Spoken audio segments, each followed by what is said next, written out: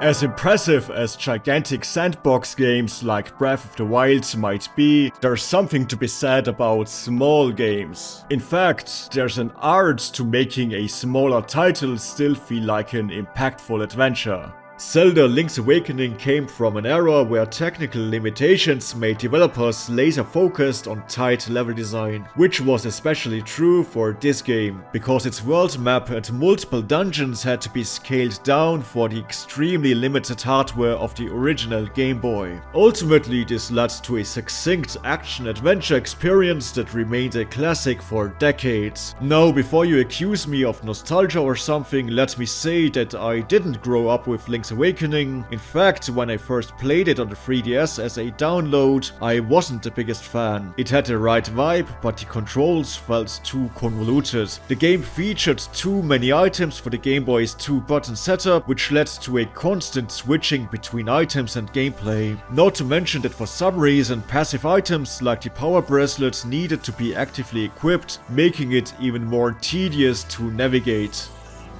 I still prefer the original pixel art over the Switch remake's toy-like aesthetic, but the gameplay improvements more than make up for it. This is a faithful remaster that's far more intuitive to play, largely because it streamlines item management. But also, compared to other games in the franchise, the maze-like structure of Link's Awakening's overworld feels like a dungeon in its own right, so the widescreen ratio and enhanced map overview make navigation smoother without sacrificing any sense of discovery. Originally, Link's Awakening was only the fourth mainline Zelda game, but the team clearly wanted to flex their creative muscles instead of opting for a more predictable iteration. In fact, Link's Awakening began as an experiment by a few Nintendo employees exploring new ideas for the hardware. Yoshiaki Koizumi, later the director of the 3D Mario series, wrote his first story for this game and refused to be constrained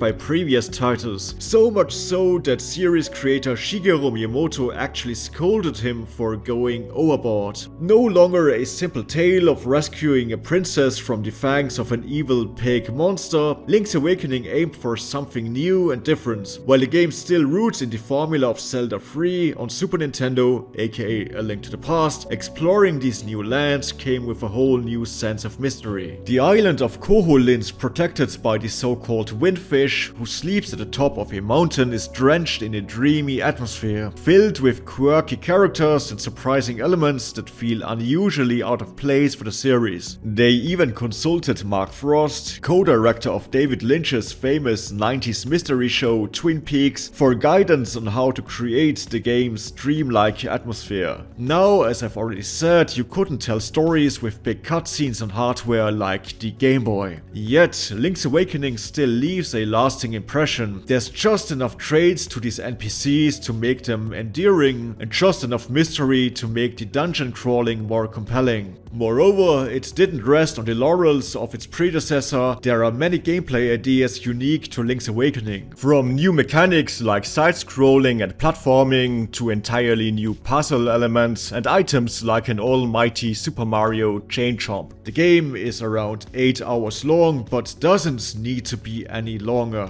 In this sense, the diorama aesthetic is a fitting allegory. Open world games like Breath of the Wild keep expanding, but in a world saturated with these huge sprawling titles, Link's Awakening offers a refreshing change of pace. Making something quote-unquote realistically big often makes games exhausting, especially when everyone does it. Actually, games shouldn't aim for reality, they are games. Like a diorama or a ghost train, they only mimic adventure, and games like Link's Awakening nail exactly that. Because size isn't a necessity when you have such a pinpoint direction that can immediately suck you into a feeling of adventure. And being forced to focus on the essentials because of hardware limitations can more easily result in a tighter game. The Switch remake, which now runs even better on the Switch 2, finally fixed some of its flaws, polished the foundation, and made it truly timeless.